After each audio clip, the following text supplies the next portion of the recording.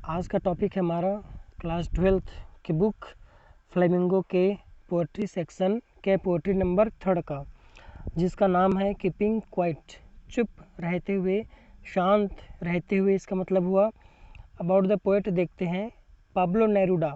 इनका life span रहा है 1904 से 1973 तक। इज़ द पेन नेम, ये बुक लिखने में नाम जो इस्तेमाल करते हैं ये है पाब्लो नेरूडा, बट इनका एक्चुअल जो नेम है वो है नफ्ताली रिकार्डो रेज वोसाल्टो। ठीक है। Was born in the town of पारल इन चिली। चिली एक कंट्री है साउथ अफ्रीका में। इसके एक शहर पारल, यहाँ इनका जन्म हुआ था पाब्लो नेरूडा का। Neruda's poems are full of easily understood images.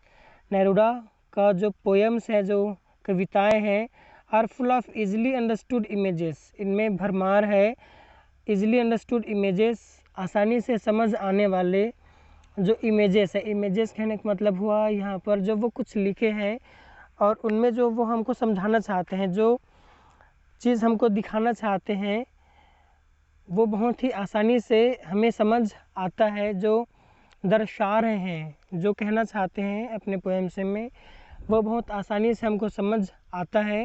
Which makes them no less beautiful. और ऐसा नहीं कि हम बहुत आसानी से इनके लिखे हुए जो बातें हैं पोएम्स हैं उनको समझते हैं तो वो अच्छी नहीं है, है ना।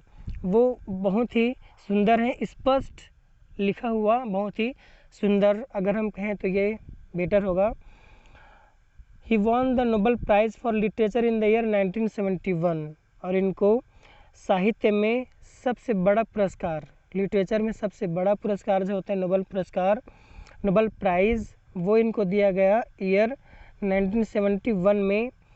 इन this poem Neruda talks about the necessity of quiet introspection. In this poem, इस पोएम में नेरूडा टॉक्स, नेरूडा जो है बात कर रहे हैं अबाउट द नेसेसिटी, ज़रूरत की, हमको ज़रूरत है किस चीज़ की, ऑफ क्वाइट इंट्रोस्पेक्शन, शांत रहकर आत्म निरीक्षण करने का, खुद के बारे में सोचने समझने का, खुद के अच्छे बुरे कामों को, बातों को जानने के लिए, समझने के ज़रूरत है, वो बोल रहे हैं। And creating a feeling of mutual understanding, और उसके साथ एक भावना उत्पन्न करने की ज़रूरत है, फीलिंग्स लाने की ज़रूरत है। किसके लिए? म्यूचुअल अंडरस्टैंडिंग, कि हम जो लोग हैं आपस में एक दूसरे को समझें। अमंग ह्यूमन बींग्स, हम लोग जो है वो आपस में आपसी समझ विकसित करें, बनाएं। उस एहसास को हम समझें कि आपस में समझ जो है वो कितनी ज़रूरी है। यहाँ पर कुछ अलग ही लेवल का आपको पोएम स्टडी करने को मिलेगा। मैं कोशिश कर रहा हूँ कि आपको बहुत अच्छे तरीके से ये पोएम समझ आए। Before you read, what does the title of the poem suggest to you. ये बोल रहे हैं बुक वाले कि इसका जो टाइटल है कीपिंग क्वाइट, है ना, ये आपको क्या सजेस्ट करे, मतलब आपको इससे क्या समझ आ रहा है, क्या अंडरस्टैंड कर रहे हैं। What do you think the poem is about, और आपको क्या लगता है कि ये पोएम किस बारे में होगा। एज ए स्टूडेंट हो सकता है आपको ऐसा लगे कि ये पोएम क्लास में चुप रहने के बारे में होगा, but it's not the class, but it's the whole world. We are talking about the whole world.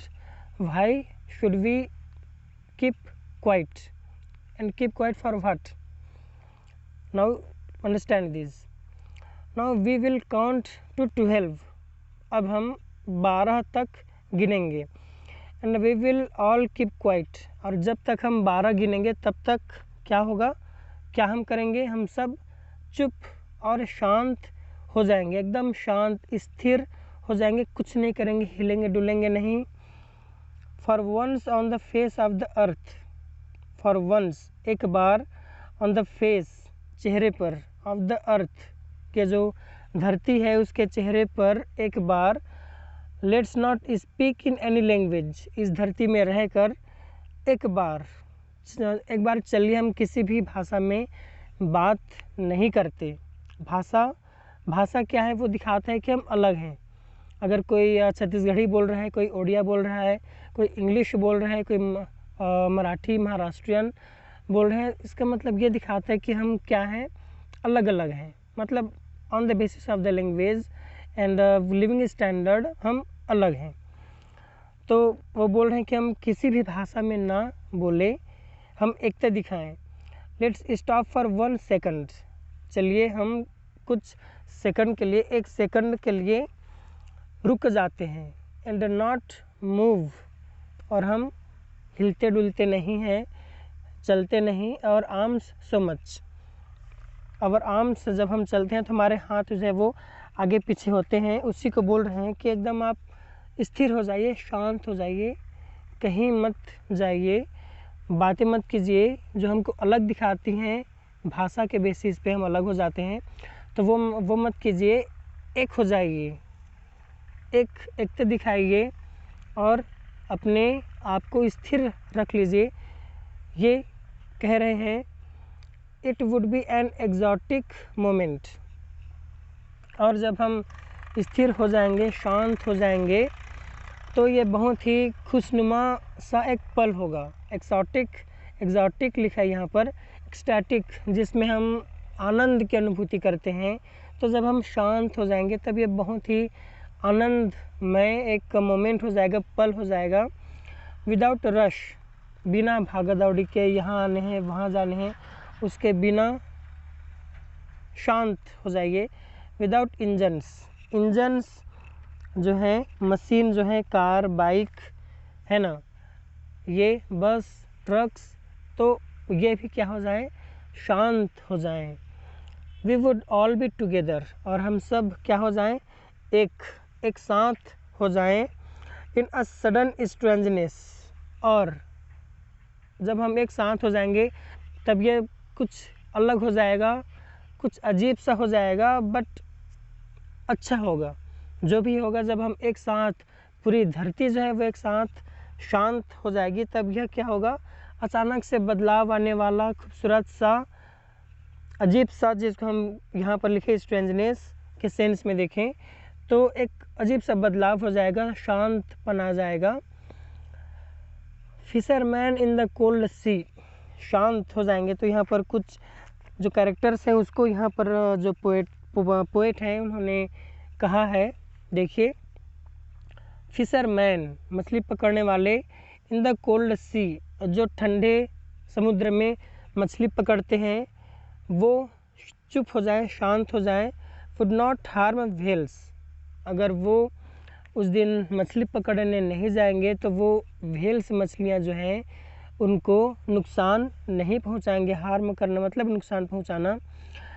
And the man, और उसके बाद ये जो इंसान है ना, गैदरिंग साल्स, और वो जो समुद्र के किनारे नमक इकट्ठा कर रहा है, गैदर कर रहा है, एकत्र कर रहा है।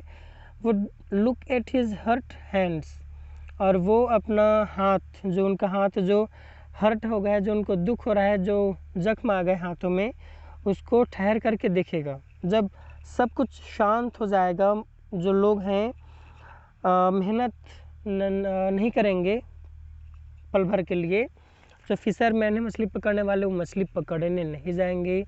और वो इंसान जो इतना मेहनत कर रहा है अपनी रोजी रोटी के लिए, जाकर के नमक इकट्ठा कर रहा है, तो वो जब दम भर के लिए चुप हो जाएगा, शांत हो जाएगा, स्थिर हो जाएगा, तो मेहनत करने के लिए वो कितने चोटें खा रहा है, अपने हाथों को चोट खा रहा है, हर्टिंग कर ले रहा है अपने हाथों को मेहनत के लिए, तो वो दम भर रुक करके अपने हाथ में जो चोट लगा है उसको देखेगा।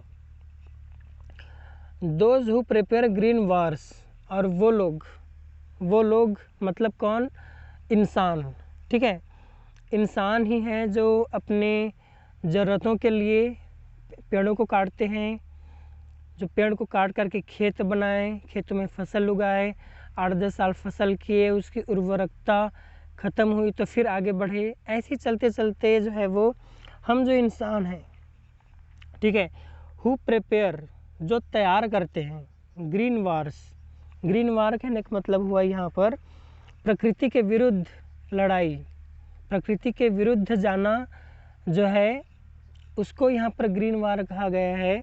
कि जब हम पेड़ों को काटते हैं, अंधाधुंध गाड़ियाँ चला रहे हैं, ट्रक्स, बसेस, कार, बाइक्स, ये जब हम चला रहे हैं तो इसका असर किसको पड़ रहा है?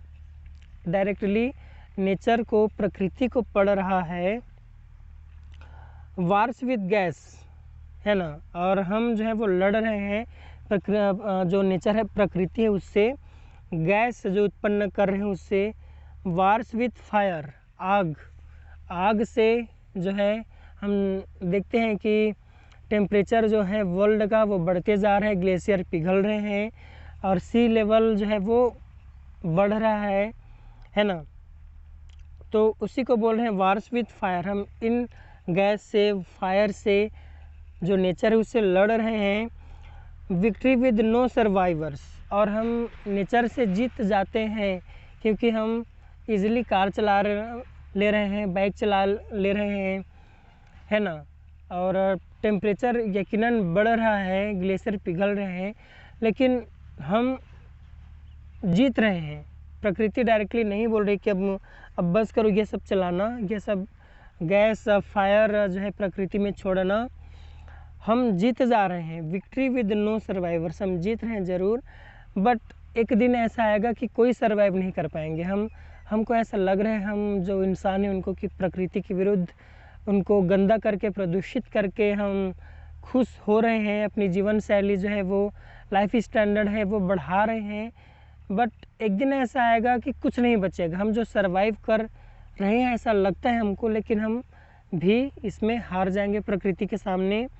इसके कुछ रिसेंट एग्जांपल्स आप देख सकते हैं। केदारनाथ जो है वहाँ पर कचरे इतना ज़्यादा हो गया था कि वहाँ पर जो मतलब जो भूकंप आया था वो चीज़ें, है ना।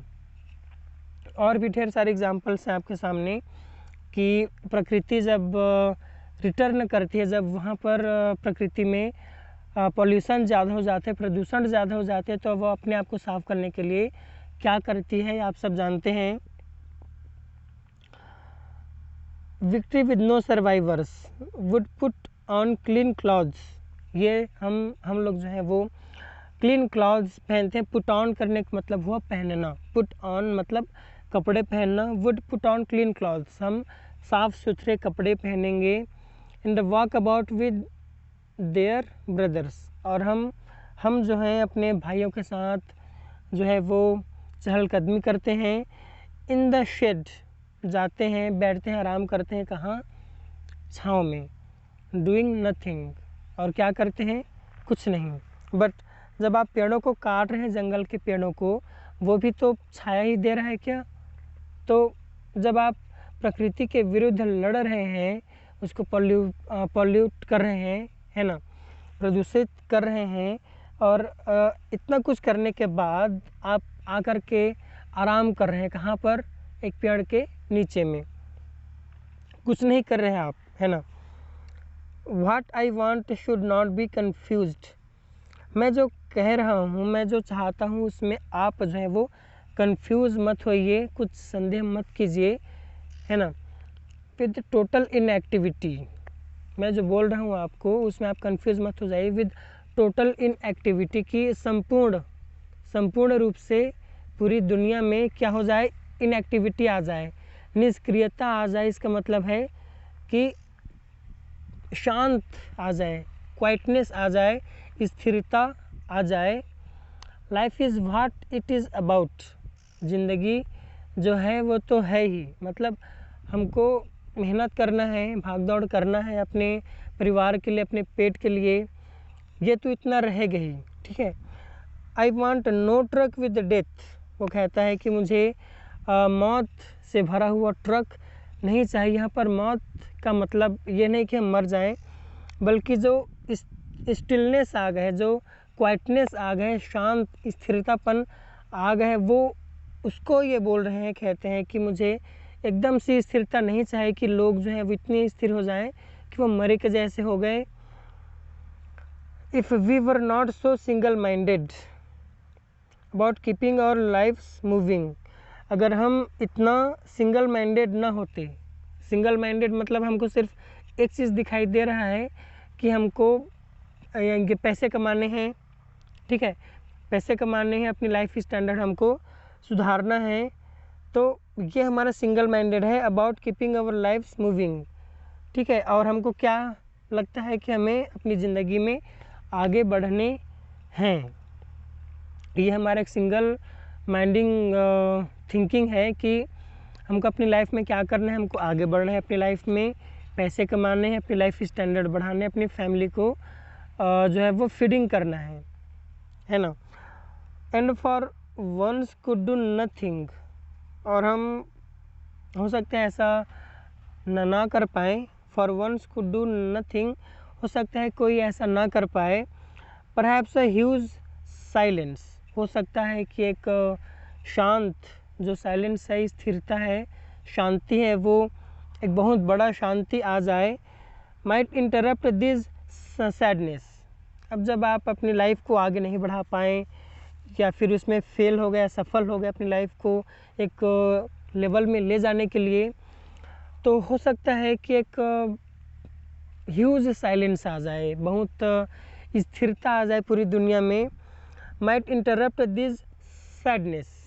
और ये जो आप अपनी लाइफ के लिए कुछ नहीं कर पाए, वो उसका जो उदासीपन है, उसको ये जो शांति है, पूरी दुनिया में जो शांति आ जाएगा, वो इंटरप्ट कर दे, ठीक है। जो उदासी है आपका कि आप फैमिली के लिए कुछ नहीं कर पा रहे हैं, उसको आप आके डिस्टर्ब कर दे, क्या जो आप भाग दौड़ नहीं कर पा रहे हैं, तो एक्चुअल में आकर के वो आपको शांति दे दे अपनी ज़िंदगी में। Of never understanding ourselves. अब सैडनेस किस बात का, एक जो आप अपनी लाइफ को प्रमोट नहीं कर पा रहे हैं, आगे नहीं ले जा पा रहे हैं वो, और of never understanding ourselves एक दूसरा है कि आप जो हैं खुद को नहीं समझ पा रहे हैं कि आप क्या चाहते हैं, आप कैसे हैं, आपके मोटिव्स क्या हैं, वो आप नहीं समझ पा रहे हैं। और of threatening ourselves with death, और हम जो है हमेशा मौत से डरते हैं, इस चीज़ को भी, इस चीज़ का जो डर है, जो उदासी की एक दिन हम मर जाएंगे, तो इस बात की जो उदासी है, या फिर हम अपने आप को अंडरस्टैंड नहीं कर पा रहे हैं, अपने आप को नहीं जान पाते कभी, उस चीज़ की जो उदासी है वो ख़त्म होगा, वो ख़त्म होगा, वो कुछ देर के लिए रुकेगा जब हम शांत हो जाएंगे, जब हम स्थिर हो जाएंगे, जब हम कीप क्वाइट करेंगे, ठीक है। ये लाइन्स आपको समझ आए? अगर ना समझ आए तो आप वीडियो पीछे कर लीजिए, नहीं तो वीडियो काफ़ी लंबा हो जाएगा। मैंने ट्राई किया कि आपको बेटर तरीके से अंडरस्टैंडिंग आए। आगे बढ़ते हैं। Perhaps the earth can teach us, शायद ये धरती जो है हमको सिखा सकती है, अर्थ कैन टीच अस हमको सिखा सकती है, as when everything seems dead, कि जब हर चीज़ तुमको मरा हुआ महसूस हो, मरा हुआ दिखे, and later proves it to be alive, और उसके बाद क्या है कि वो फिर से ज़िंदा हो जाता है। जैसे जो आजकल फसल कटने का टाइम है, फसल काटने के बाद यहाँ पर हम ऐसा लगता है कि 6-7 महीने के लिए खेत में कुछ नहीं है, वहाँ पर एकदम घास फूस है बस, और कुछ किसान जो है इसको जला भी देते हैं, तो उसमें जो कालापन है, राख है, वो भी रहता है, एकदम लगता है धूप इतना हो जाता है गर्मी में कि जो घास फूस है वो भी एकदम बंजर हो जाते हैं। लेकिन जैसे बारिश आता है वो फिर से खिलने लगते हैं। इसको आप ऐसे भी अंडरस्टैंड कर सकते हैं, जैसे एक पेड़ को काट दिया आपने, उसका बस ट्रंक जो है वो है, अब आपको एक बारगी देखने से लगेगा कि वो पेड़ तो मर चुका है, लेकिन अंदर उसका जो जड़ है वो क्या है, वो जिंदा है, और धीरे से जो ट्रंक है ना, स्टम्प है पेड़ का, वो क्या होगा, फिर से उसमें नए पत्ते आने शुरू होंगे। तो धरती हमको सिखाता है कि जब सब कुछ ख़त्म हो जाए तब भी कुछ नया हो सकता है, जब सब कुछ मरा हुआ सा लगे तब भी उसमें कुछ संभावनाएं रहती हैं, उम्मीद कभी मत छोड़िए। Now I will count up to 12, अब मैं फिर से काउंट करूँगा 12 तक, and you keep quiet as and I will go, और 12 गिनते तक आप भी शांत हो जाइए, ठीक है। मैं गिनूंगा 12 तक और आप शांत हो जाइए।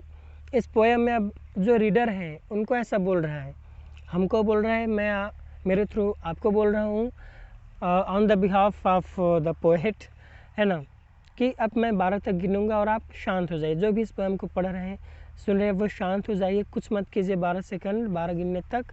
पूरी दुनिया अगर 12 सेकंड तक रुक जाए, 12 गिनने तक रुक जाए, तो क्या चेंजेस आएंगे, है ना। उस चीज़ को यहाँ पर कहा गया है। To have no truck with, to refuse to associate और deal with, to refuse to tolerate something. I have no truck with the death, यहाँ पर ऐसा था, तो इसका मतलब हुआ टू रिफ्यूज़ करना मतलब मना करना, टू एसोसिएट और डील विथ मतलब वही है कि वो एक्चुअल में मरने की बात नहीं कर रहे हैं, ठीक है। To have no truck with, कि वो एक्चुअल में उस चीज़ की बात नहीं कर रहे हैं। किस चीज़ की बात? डेथ की जो बात है वो उसकी बात नहीं कर रहे हैं। इस तरीके से ये पोएम जो है वो कंप्लीट हुआ। एंड मैंने ट्राई किया कि आपको अच्छे से समझ आए, काफ़ी इम्पोर्टेंट पोएम है ये। सो फिर से वीडियो को देखिए, अंडरस्टैंड कीजिए, और अगर फिर भी ना समझ आए तो कमेंट करके बताइए। मैं ट्राई करूँगा कि आपको बाय रिटर्न जो है वो कुछ प्रोवाइड कर सकूँ। So thank you so much for staying with me till the end, and please like, share and comment what is good and what is bad in this poem. Thank you so much.